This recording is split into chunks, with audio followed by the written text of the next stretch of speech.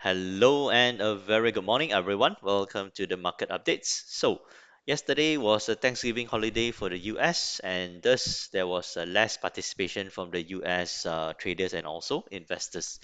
So, with less volume and less liquidity from the US traders, we do see the US dollar just spiking up during the UK and European market sessions at about 3 p.m. local Malaysia time. The US dollar strengthened from 91.88 levels, 91.85 levels, all the way to about 92.18 levels. Okay, so this was the major move of the day, which came in during the UK and European market sessions, and towards the US sessions, it was a bit quiet. Okay, so for today, the financial markets in the US will be back. However, the trading hours will be shortened as today marks the beginning of the retail and holiday season. In other words, the shopping season, where it's called the Black Friday. So expect markets to be largely quiet also today. Maybe we'll have some small to medium cycles during the UK sessions, and maybe just one more during the US sessions. Okay. Economic calendar wise, we have a lot of just these are just some minor data coming up from Germany, German import prices, French consumer spending, and also the French preliminary GDP data. Okay, so let us move on to the MT4 charts to just have a quick look and see how was the movements, which was largely muted for most of the financial instruments. Okay, however, of course, oil prices did move down yesterday. We have a look at it shortly. Okay, so again, as we saw just now, US dollar was mostly bullish on about like from about 9 plus 6, this is 15, 3 p.m. US dollar strengthens about 30 points, and as the US dollar strengthened, we do see the UK pound weakening from 1.3393 all the way down to 1.3320. Okay, this was a 73 pip move down, and of course, euro dollar also moved down from 1.1940 all the way down to 1.1883 levels. Okay, 57 pip move down.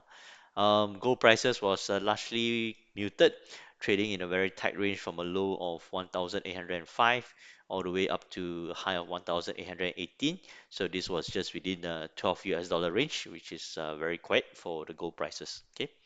Oil prices, as we saw just now, touched a high of about $46 and about $46 and six cents yesterday morning, and went to a low of $44.79, largely muted. And of course, I believe this drop in oil prices was partly due to the news that Germany and also New York in the US recorded its highest number of infection cases within the last 7 months, and also partly on the news that AstraZeneca, a large pharmaceutical company based in the UK, reported that their vaccine, which originally was 70% effective, now had some issues regarding their protection numbers. Okay, so they're going back to the drawing board, and this is a slight pullback in terms of vaccine development progress. Okay, however, I believe Pfizer and also Moderna are still doing well and are on track to get final approval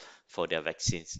So yeah, so in other words, the drop in oil prices could be a short-term, some will call it profit taking or a short-term retracement on the technical charts, and fundamentally it was because of the spike in coronavirus cases in Germany and the US, and of course there was some disappointment regarding AstraZeneca's vaccine, COVID-19 vaccine. Okay, so crude oil prices has been going up since most recently since the 13th of November over here.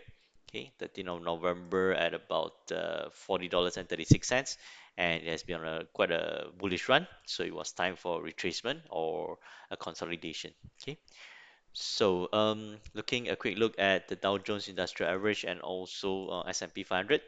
Yesterday was largely muted. Okay, not much movement, and also the S&P 500.